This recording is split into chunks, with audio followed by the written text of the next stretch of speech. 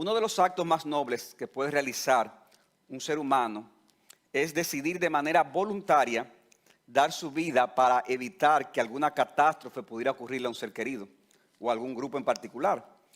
Pero hermanos, sabemos que no siempre una persona que está dispuesta a hacerlo está calificada para eso o tiene algún poder para en el hecho de dar su vida pueda rescatar a la otra persona o al otro grupo.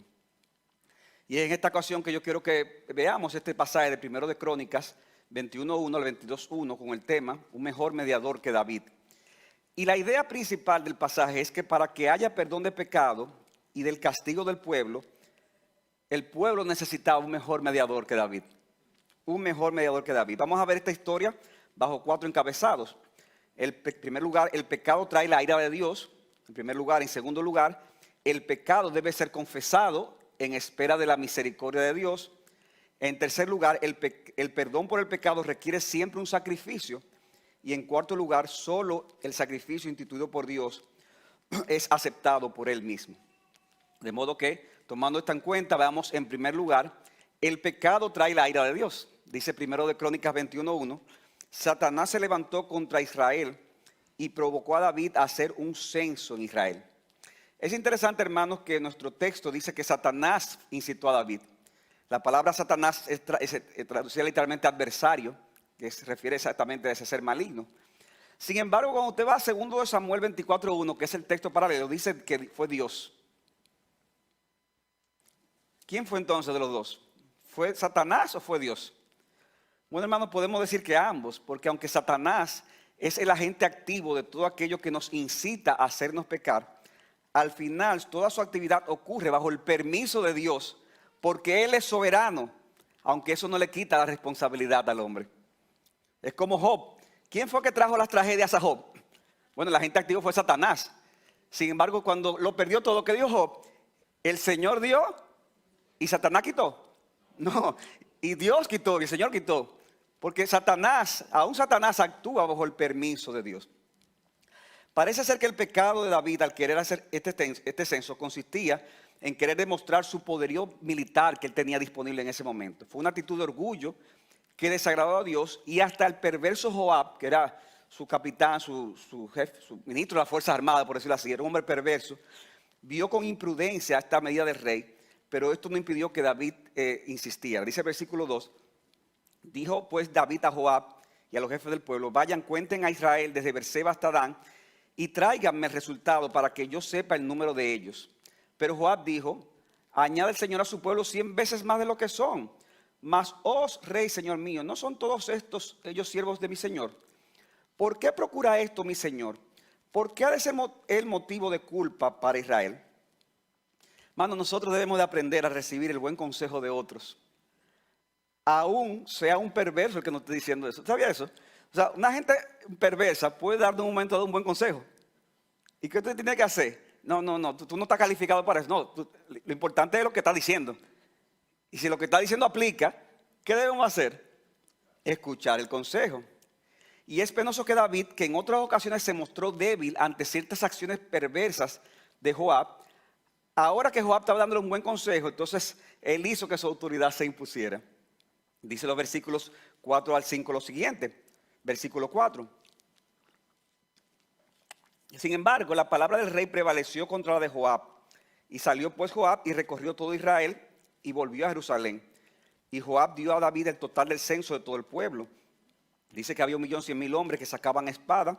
En Israel y en Judá había 470.000 hombres. Vemos entonces, hermano, que la orden del censo, como dice aquí el texto, se ejecutó en 9 meses. O sea, eso no era cualquier cosa. 9 meses.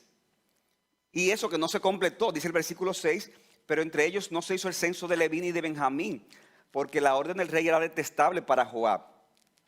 Y hermanos, ¿cuál fue el resultado de este censo? Versículo 7 dice, también el censo desagradó a Dios y Dios hirió a Israel. Y aquí está, hermano, la idea central de este primer punto. El pecado trae la ira o el desagrado de Dios y como consecuencia, ¿eso trae qué? Castigo. Trae la ira de Dios y como consecuencia trae castigo. Muchas veces las personas pecan y no le dan importancia al hecho de que esto trae el desagrado de Dios, hasta que viene el castigo y la disciplina. Entonces nos damos cuenta, mi madre, pero metí la pata. ¿Qué he hecho? O sea, cuando viene el castigo, es que tú te das cuenta de lo grave del pecado que tú has cometido. Y por eso, hermanos, que muchas veces Dios tiene que disciplinarnos a los creyentes. Porque a veces podemos subestimar el pecado. Y si bien es cierto, hermanos, que muchas veces los pecados de los líderes tienen consecuencias para con el pueblo, es importante señalar aquí también que el pueblo no era sin culpa, porque dice 2 Samuel 24:1 que Israel había pecado contra el Señor. O sea que no solamente fue David, sino que Israel había pecado. El texto no dice en qué consistía ese pecado, pero Israel no estaba sin culpa ante esta situación. Ahora, hermanos, el punto aquí es que el pecado trajo el desagrado de Dios. Y por lo tanto, trajo entonces el castigo de Dios. Dice en segundo lugar, el pecado debe ser confesado en espera de la misericordia de Dios. El pecado debe ser confesado en espera de la misericordia de Dios. Dice el versículo 8, entonces dijo David, he pecado gravemente al hacer esto, pero ahora te ruego que quites la iniquidad de tu siervo, porque he obrado muy neciamente, dice David. Hermano, piensen en esto. ¿Qué tiempo duró el censo? 9 meses. O sea que David duró con ese pecado sin confesar 9 meses. Igual que cuando Betsabé, que debió haber durado algunos 9 meses, por lo menos. Y hermano, no se da cuenta ahí de la paciencia de Dios con nosotros, ¿no es así? A veces duramos mucho tiempo pecando, sin darnos cuenta tal vez, o con corazón endurecido. Y Dios, hermanos, ahí, hasta que llega el momento en que nos muestra el pecado. Nos muestra el pecado. Y es así que dice el versículo 9, que el Señor habló a Gad, que era un profeta, un vidente, y va donde David y le dice, David, te tengo una propuesta. 3 opciones. Hay un castigo por lo que tú dices, una disciplina. Y yo te voy a dar la opción de cuál de estas 3 tú eliges. 3 años de hambre. Estoy resumiendo el pasaje. 3 años de hambre. 3 meses siendo perseguido por tus enemigos, o 3 días de una grave pestilencia sobre la tierra. Eso está en los versículos desde el 9 hasta el 12. 3 años de hambre, 3 meses siendo perseguido por tus enemigos, o 3 días de la pestilencia del Señor sobre la tierra. Hermano, las 3 opciones eran difíciles. Una fuerte hambruna por 3 años, en la que muchos iban a morir. Por 3 años. 3 meses siendo perseguidos por su enemigo en batalla, en la que muchos iban a morir. Y 3 días de la pestilencia del Señor, en la que muchos iban a morir. David, hermanos, de plano rechaza la de 3 años de hambre. O sea, posiblemente él pensó que eso era muy prolongado. Pero ¿qué con respecto a lo de 3 meses siendo perseguido por sus enemigos? Hermano, posiblemente David en este momento no era tan joven, ya estaba mayor. Y él había tenido ya esas malas experiencias. ¿Recuerdan cuando tuvo que huir de Saúl? Y luego tuvo que huir ¿de quién? De su propio hijo Absalón, siendo ya de cierta edad. Con el agravante de que, como decíamos, estaba todavía mucho más mayor. La última pestilencia, la última opción era los 3 días de pestilencia sobre la tierra. Pero él dijo, bueno, ¿quién es que lo va a hacer? El ángel del Señor. Ah, no, pero yo prefiero que sea el ángel del Señor. Prefiero el ángel del Señor. Dice el versículo 13, respondió David a Gad, mira, yo estoy muy angustiado. Te ruego que me dejes caer en las manos del Señor, porque muy grandes son sus misericordias, pero no caiga yo en las manos de los hombres. David escogió el castigo de la pestilencia al ser un castigo completamente divino y sin la mediación humana, y confiando en lo que había experimentado, hermanos, una y otra vez en su vida. ¿Qué había experimentado David una y otra vez? La misericordia de Dios. Y dice, yo prefiero estar en un contexto, en una situación en la que directamente sea el Señor que lo esté haciendo, para esperar directamente su misericordia para conmigo. Dice un autor, el corazón de los hombres es duro y ellos no muestran misericordia con el enemigo. No obstante, las misericordias de Dios son eternas y nuevas cada mañana. Dios puede castigar, pero no consumirá totalmente, porque todo debe servir a los propósitos de su amor. aun si estamos sufriendo las más amargas consecuencias del pecado, es mucho mejor ponernos en las manos de Dios que huir de Él. Ahora, hermanos, eso no hacía del castigo menos dramático, ¿verdad que no? Dice que cuando David escoge eso, el mismo día Dios mandó esa pestilencia, y, ¿verdad? A través de un ángel. Interesante cómo en la Biblia Dios usa a los ángeles para determinadas cosas. Es un tema que también quisiera que tocáramos en algún momento en la escuela dominical. Dice el versículo 14 que el Señor envió pestilencia sobre Israel. Y hermanos, de entrada murieron 70,000 personas. Piensen, 70,000 personas. En un país que, ¿cuántos millones podía tener? Mucho menos que lo que hay aquí en República Dominicana. 70,000 personas. Imagínense, hermano, eso no era una plaga como la que vivimos en estos días, una pandemia, que uno se preocupa, toma el cuidado. No, hermano, aquí estamos diciendo que una vez arrancó esa pandemia, el primer día de la pandemia, en una ciudad, en un paísito, murieron 70,000 personas. Y entonces imagínense eso yendo así, porque aparentemente era como cuando usted ve esos dibujitos que va cubriendo, ¿verdad? Como se va cubriendo el mapa.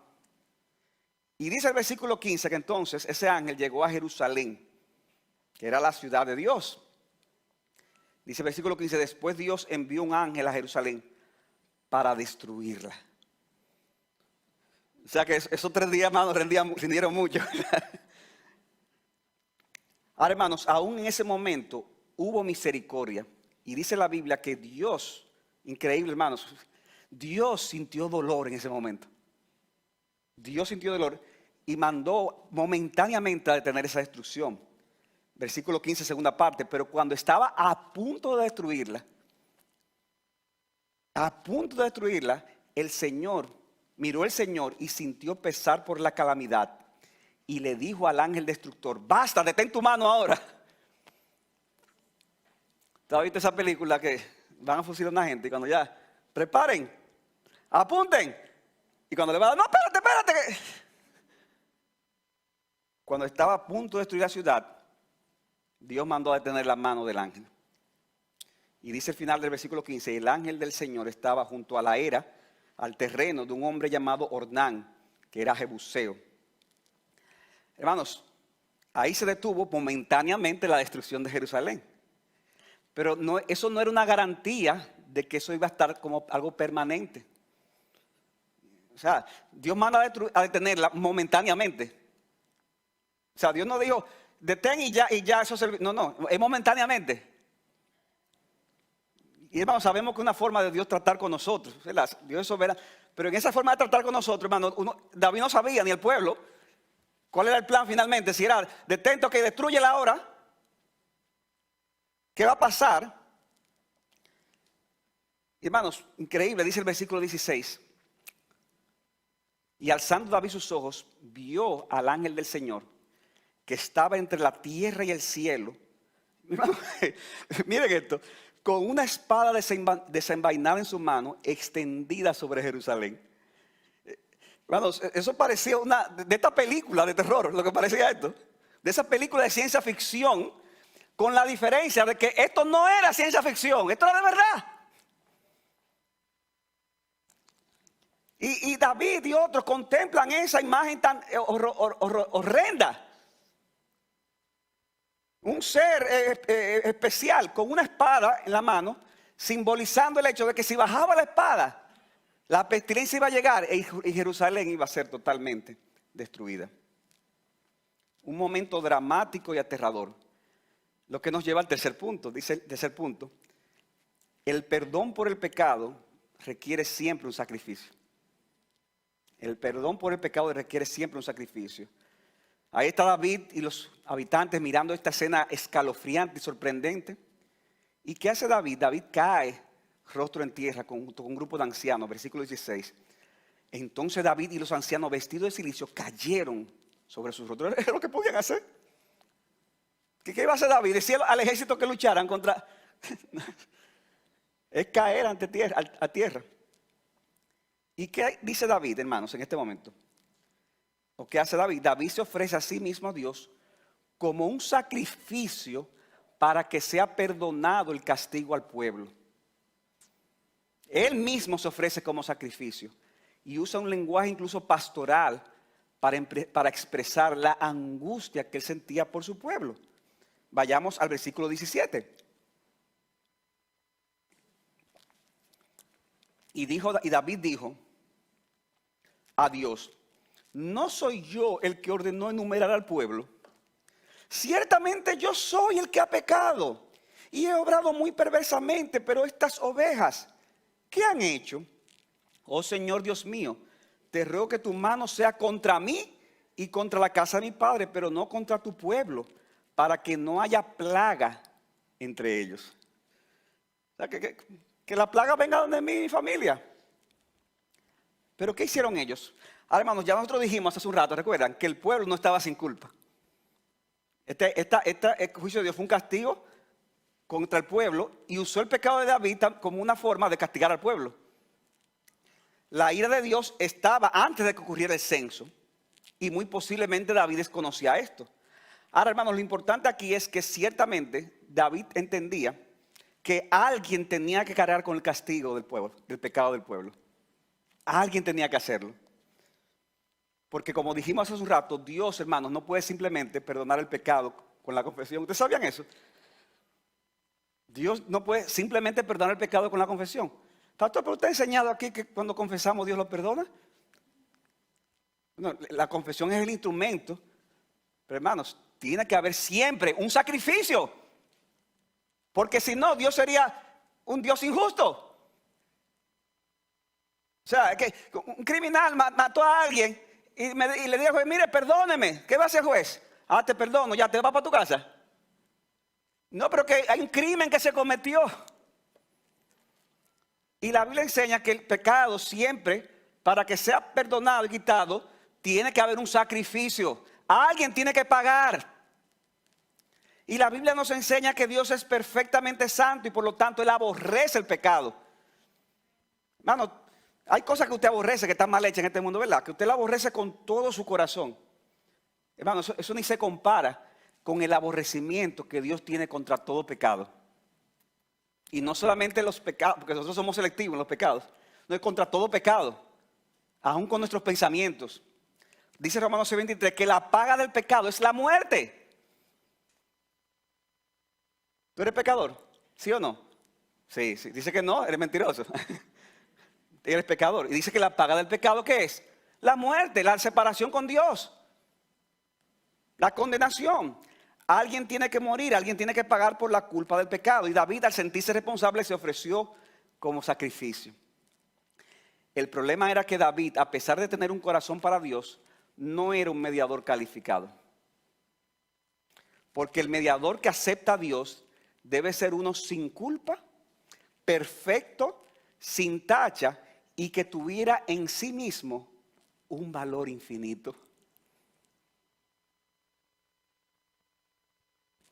Repito, para que el mediador se acepta a Dios debe ser sin culpa, perfecto y sin tacha y con un valor infinito. Y David no era nada de eso. Sus pecados fueron la prueba de eso. Ahí lo tenemos su historia.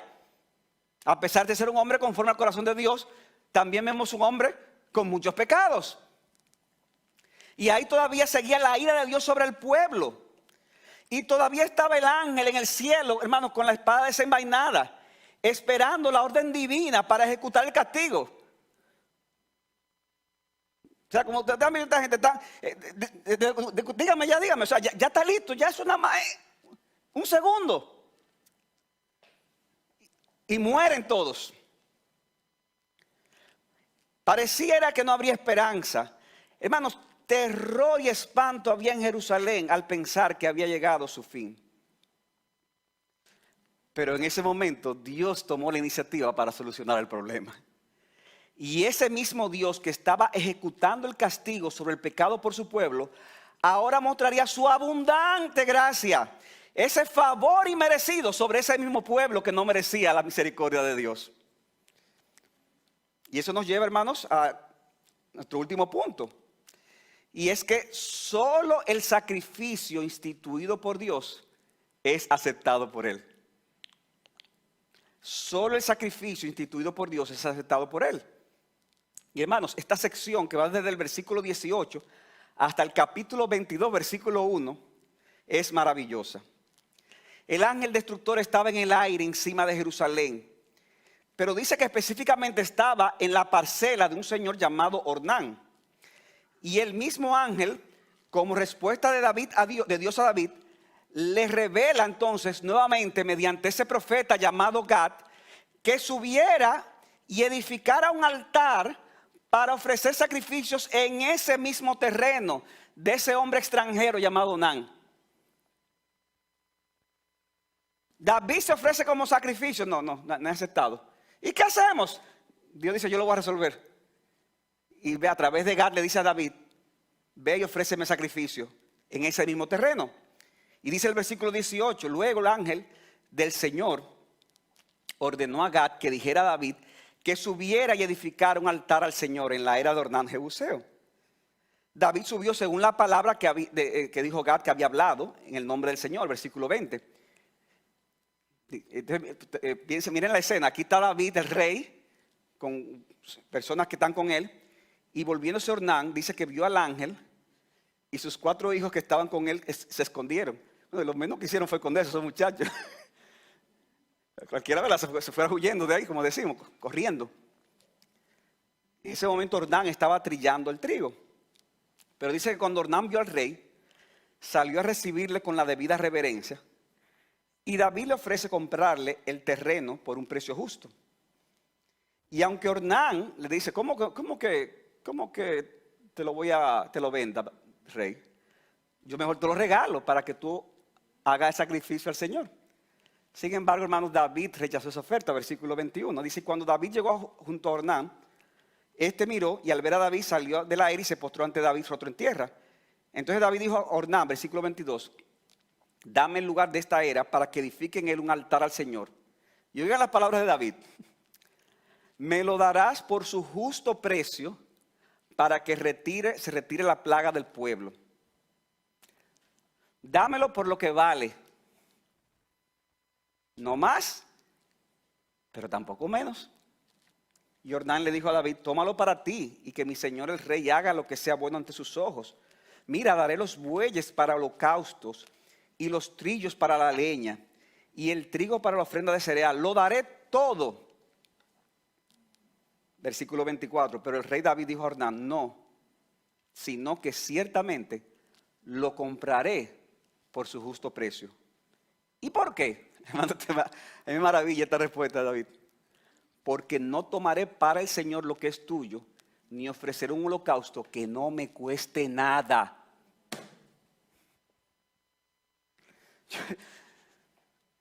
Oiga, mi Señor me lo ha dado todo. Y así tan fácil. No, yo quiero que lo que yo haga para el Señor me cueste, me duela. Que yo sienta algo de sacrificio por lo que ha hecho el Señor por mí. Y David dio a Ornán el peso de 600 siclos de oro por el lugar. Mis hermanos, lamentablemente muchas veces le damos al Señor, al día de hoy, lo que nos es más cómodo. El menor esfuerzo. Y que sea lo más barato posible. ¿No es así? David no actuó como un tigre dominicano. Yo no sé cómo lo van a entender eso, si alguien lo ve en otro. Pero no actuó como un tigre dominicano. Y hermanos, yo pienso que nosotros necesitamos aprender de David aquí. Porque en ocasiones yo siento que nos falta compromiso con la iglesia local.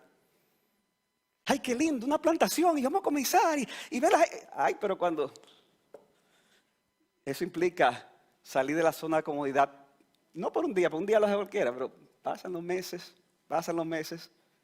los años. ¿Dónde está el compromiso que tú decías que iba a tener por esta iglesia local? Que tú decías, no, yo quiero ir porque yo no quiero estar sentado, yo quiero participar. Pero ¿y dónde tú estás entonces?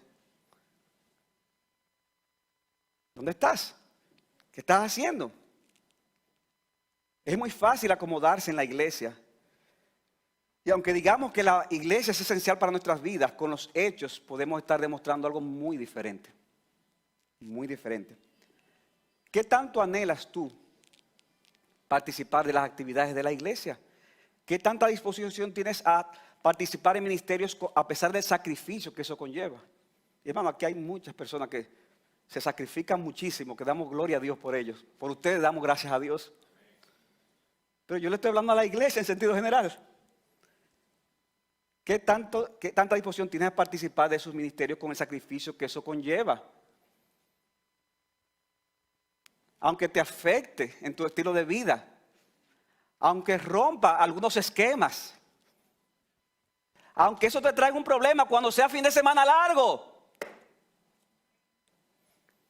Hermanos, la iglesia es esencial, porque la iglesia es la esposa del Cordero.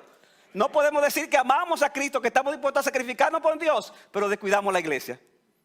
Es más, hermanos, tu involucración con la iglesia es que yo voy a ver qué tanto tú amas a Dios.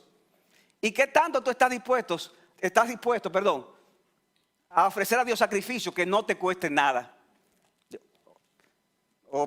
Que te cueste algo. Lo dije al revés. ¿Eres tú como David? ¿O tú le das solo lo que te sobra a Dios? Lo que menos te cuesta. Y si es posible que no te cueste nada.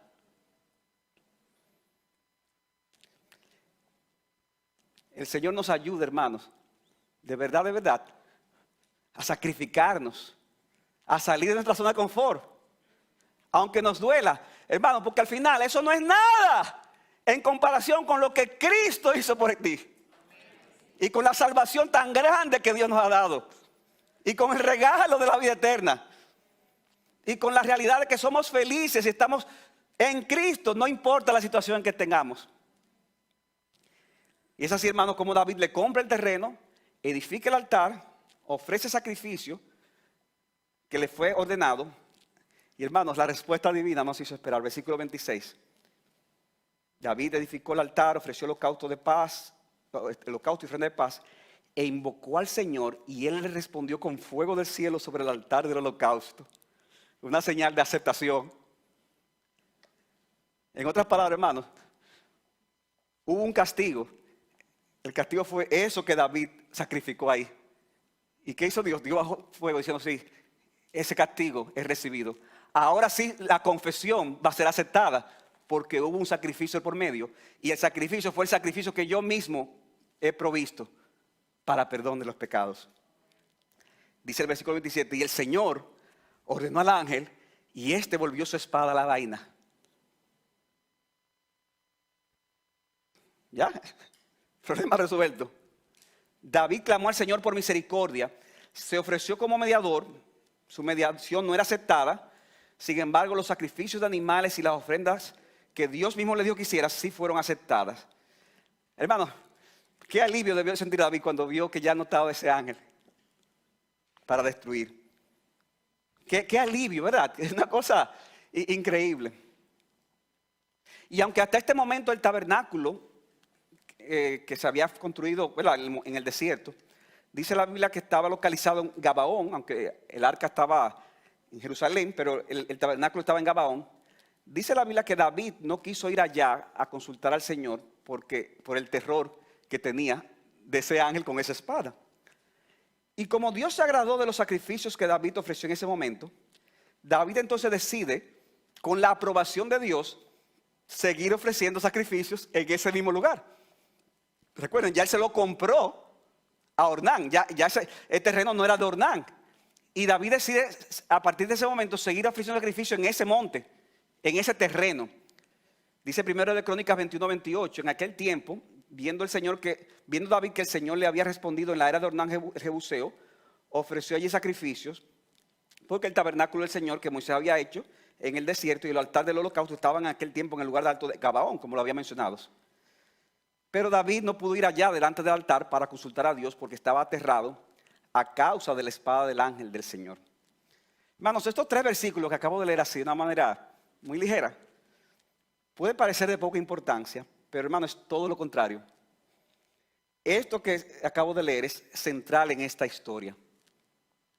Resulta que ese terreno que David le compró a Ornán estaba nada más y nada menos que en el monte Moriah. O sea, ese terreno que le compró era el mismo monte Moriah. Y eso lo vemos en 2 Crónicas capítulo 3 versículo 1, pueden anotarlo. ¿Y qué había sucedido en el monte Moriah en el pasado? En ese terreno fue que Abraham iba a sacrificar a su hijo Isaac. Génesis 22:2 dice que Dios le dijo a Abraham: toma ahora tu hijo, tu único, a quien amas, a Isaac, y ve a la tierra de Moriah y ofrécele allí en holocausto sobre uno de los montes que yo te diré. El mismo monte, hermanos, el mismo terreno. Y sabemos que Dios al final lo detuvo a Abraham y le proveyó de qué? De animales para un sacrificio que le fuera acepto. Y ahora resulta que es el mismo terreno de Ornán donde David ofrece sacrificios que aplacaron la ira de Dios. Ahora, hermano, eso en el pasado. ¿Qué iba a pasar en el futuro, en ese monte de Moriah que David le compró a Ornán? Que en ese mismo monte se iba a construir el templo por parte del rey Salomón, donde estaría a partir de ese momento la presencia especial de Dios y donde se harían los sacrificios para limpiar, expiar los pecados del pueblo ante Dios. El mismo monte. Ahí se construyó el templo. Eso está en 1 Crónicas 22:1. Por eso el texto termina, que estamos estudiando hasta el capítulo 22, versículo 1. Dice: entonces David dijo, en ese monte que le compró Ornán, en ese terreno: esta es la casa del Señor y este es el altar del holocausto para Israel. Y David le deja directrices a Salomón y dice luego, y pueden anotarlo, 2 Crónicas capítulo 3 versículo 1. Entonces Salomón comenzó a edificar la casa del Señor en Jerusalén. ¿Dónde? En el monte Moriah, donde el Señor se había aparecido a su padre David, en el lugar que había preparado en la era de Ornán Jebuseo. O sea que en el pasado, ese monte, Dios dijo: no sacrifique a Isaac, ten cordero. En el presente David, Dios le dijo: no, tú no eres mediador, sacrifícame cordero. En el futuro, no, ahí va a estar el templo. ¿Para qué? Para que me sacrifique cordero. Que eran aceptados por Dios. Ahora bien, hermanos, aunque pareciera que estos sacrificios en este monte entonces eran la solución definitiva, la realidad es que los mismos tampoco tenían valor en sí mismos para pagar y sustituir ninguno de los pecados. Ninguno de los pecados. Como ya advertiría luego el autor de los Hebreos en el capítulo 10, versículo 4, dice el autor que es imposible que la sangre de los toros y de los machos cabríos quite los pecados. O sea que cuando en el Antiguo Testamento se habla de que los animales quitaban el pecado, era una forma simbólica de hablar. Simbólica. Realmente los animales tampoco tenían la capacidad de quitar los pecados.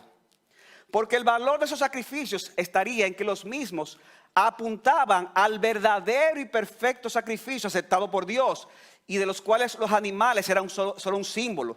Apuntaban, hermanos, al sacrificio de Cristo en el monte del Calvario, bien cerca del monte Moriah. Por eso dice Hebreos capítulo 10, versículo 12. Pero Cristo, habiendo ofrecido un solo sacrificio por los pecados, para siempre se sentó a la diestra de Dios. Y dice el versículo 14 del capítulo 10. Porque por una ofrenda, por una sola ofrenda, por una sola cosa que hizo Cristo al morir en la cruz, ha hecho perfecto para siempre a los que son santificados.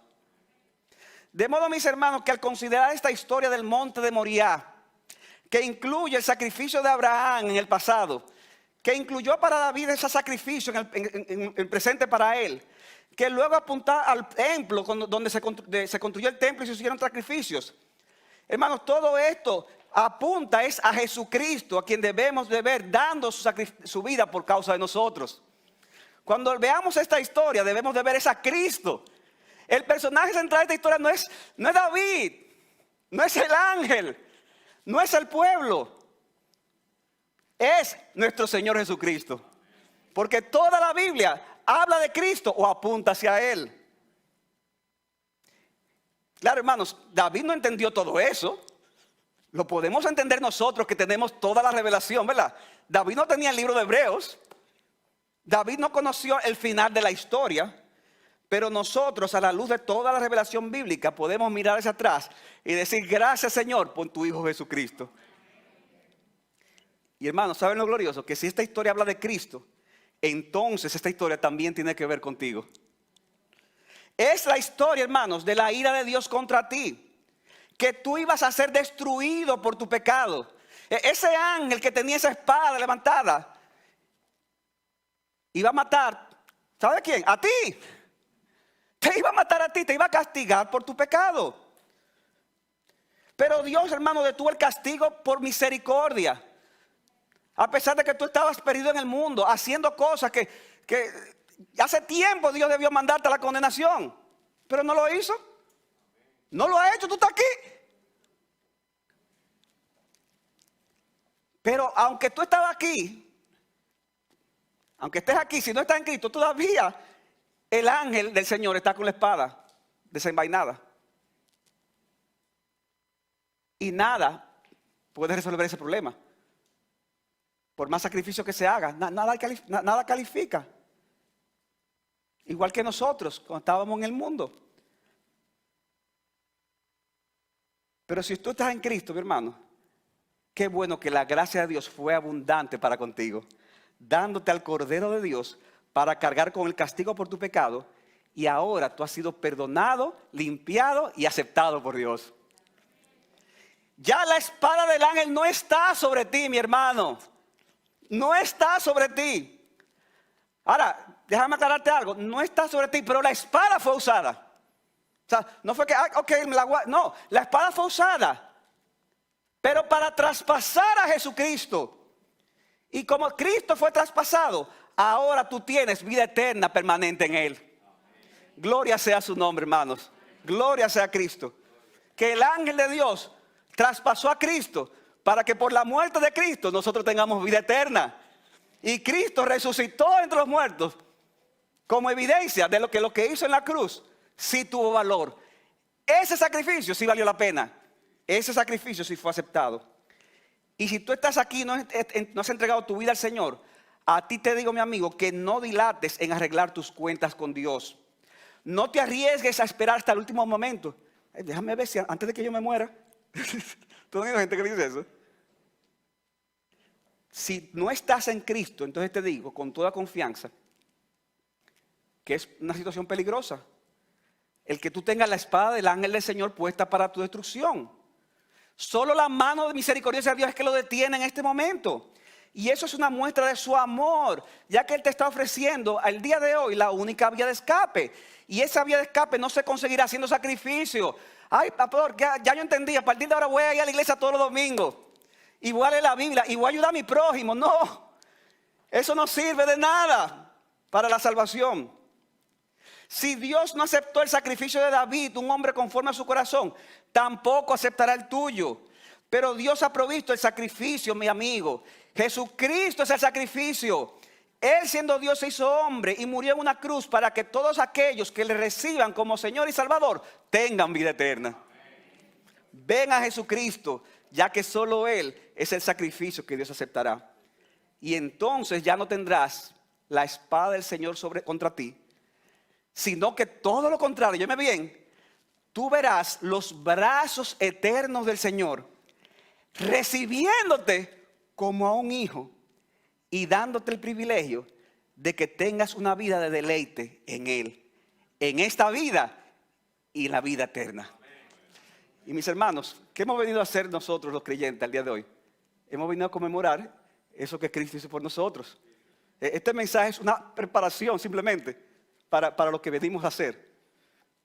Vengamos, hermanos, con corazones agradecidos, confesando nuestros pecados y dando las gracias a Cristo por dar su vida por nosotros. Que al participar de la cena nos alimentemos de Cristo por la fe y que salgamos de aquí, hermanos, con ese gozo exuberante y con ese deseo de vivir una vida de sacrificio para Dios, de vivir para la gloria de Él. Que el Señor les bendiga, hermanos. Amén.